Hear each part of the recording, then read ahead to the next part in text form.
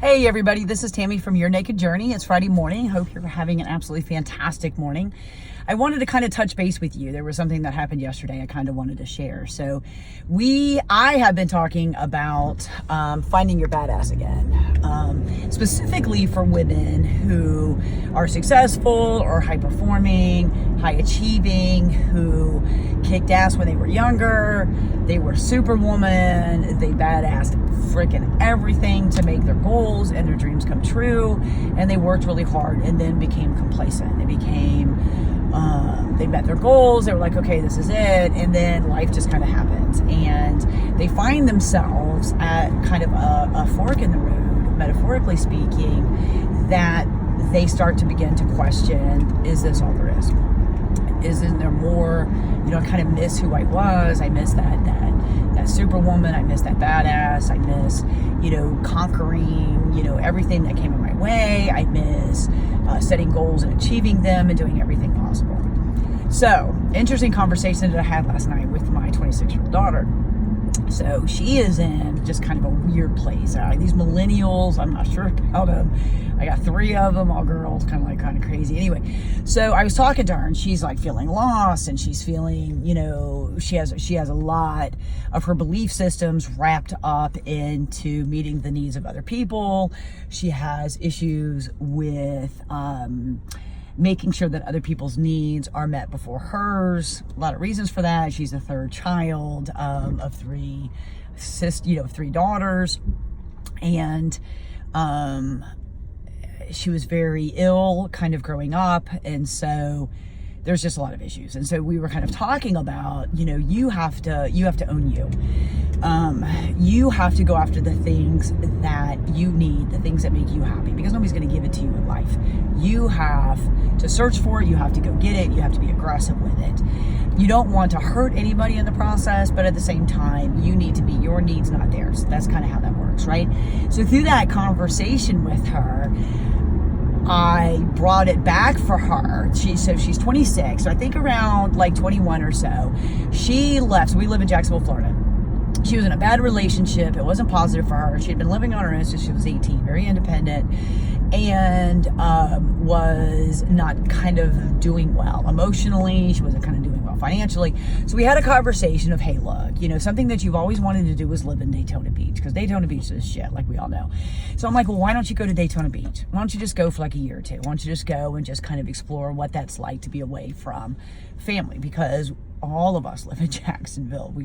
I've lived here, 95% of my life. My family is all here. I'm like, why don't you just go explore, go do something? So she decided to go. She went with her older sister, who is 2 years older than she is. And the older sister lived with her for maybe like 9 months or so. And after that, her older sister came back to Jacksonville, and she stayed there on her own. By herself is a big thing, especially for like a third child, always, especially with her second sister, because they've been very close. Everybody talks to them about like they look like they're twins, and she kind of had to do this alone. Now, let's put on top of this, so she lives in Daytona, not too far away. It's like 90 miles. You can get there depending on how fast you drive, an hour and a half or so. However, it's a different city, it's a different place, and you don't have anybody. You're kind of on your own. And so on top of all of that, she lost her driver's license, like right after she moved to Daytona. Well, there's a lot of things that happened before that, and of course she didn't tell mom, and of course the attorneys didn't get involved until it was too late. Just a long freaking story. So anyway, she lost her driver's license, and she had to wait a year to get her hardship license. So during that year, she was in Daytona by herself. Her sister had left, and she was working not a whole lot because she was with her sister, just kind of having fun. Well, then got a job at a physical therapy office. She was kind of the office manager, so to speak. She did the bill. She did a lot of work. She did the billing. She got the people in. She set them up. She did the insurance verification, kind of like the whole office management kind of thing. And she really enjoyed that type of work. The problem was she lived 6 miles from her work. The problem was she had no car and no driver's license. And the problem is in Daytona, the bus system is nowhere like it is in Jacksonville. So had this conversation. So I go down as mama, you know, and buy her a bike. So I go to Walmart, bought her a bike.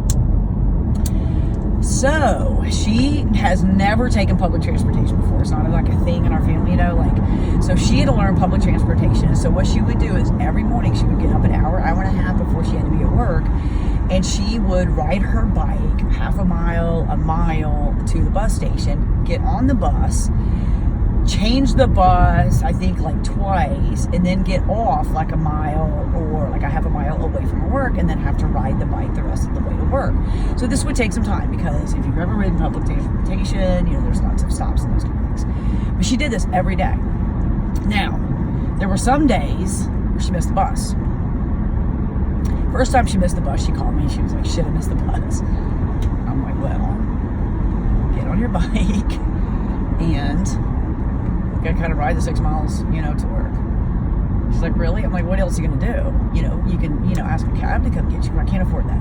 Well, to get on your bike and ride to work. So she got on her bike and rode to work. She has gotten off the bus sometimes in torrential downpours, and she's had to take the bike, and she's had to find cover wherever she could and wait for the torrential downpour. Sometimes it took hours for the rain to stop. So Florida kind of happens in the afternoons, and then she would ride home. I remember the one time that she called me.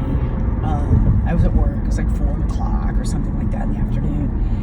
And no, it must have been later than that, because it was after work. So it was probably, I was still at work. So maybe it was, you know, 5. So she got her bike off the bus, and her tire was flat on her bike. She was like, what am I going to do? I got to get my bike home, you know, like I'm still a mile away. What am I going to do? So fortunately, you know, she was probably half a mile away from Walmart.